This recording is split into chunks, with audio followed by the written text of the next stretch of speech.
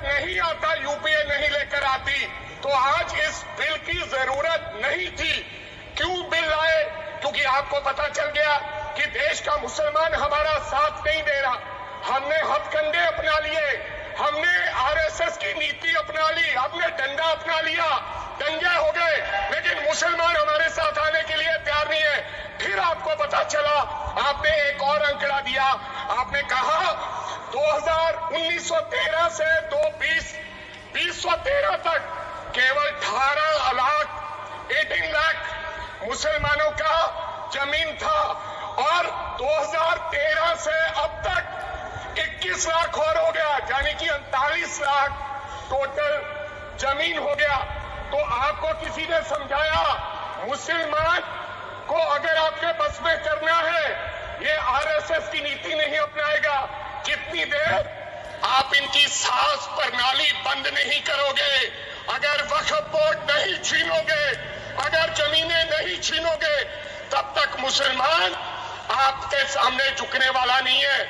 जैसा आपने पंजाब में करने की कोशिश की, किसान झुका नहीं, पंजाब के लोग नहीं झुके, सिख नहीं झुके, तो आपने एमएसपी का झगड़ा आज तक डाला हुआ है कि किसान की सास प्रणाली बंद कर दो तो पंजाब अपने आप झुक जाएगा।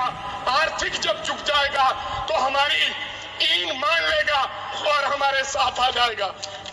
आदरणीय सर, आपने बार बार कहा, आज गृह मंत्री साहब ने कहा, गवर्नमेंट प्रॉपर्टी पर किसी का अधिकार नहीं है, पंचायत की जमीन कोई दान नहीं दे सकता है।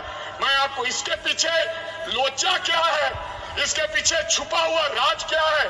1947 में जब बंटवारा हुआ था, 47 से लेकर 1954 तक सारी प्रॉपर्टी गवर्नमेंट के नाम हो गई थी। उसके बाद 1954 में एक्ट बना, तो वो एक्ट में सर्वे हुआ 1961 टू 1970। सर्वे किसने किया? कलेक्टर ने। अगर पंजाब की, हरियाणा की, हिमाचल की बात करूं तो डिविजनल कमिश्नर अंबाला बैठते थे, उन्होंने सर्वे किया, तहसीलदारों ने सर्वे किया, तो वक्फ बोर्ड को ये जमीन देने का काम किया। अब क्या हो गया? जैसे राहुल गांधी कर्नाटक में भाषण देते हैं, गुजरात में मुकदमा दर्ज होता है, सजा हो गई। गवर्नमेंट की प्रॉपर्टी तो 1947 और 1954 में तो सारी प्रॉपर्टीज गवर्नमेंट की थी।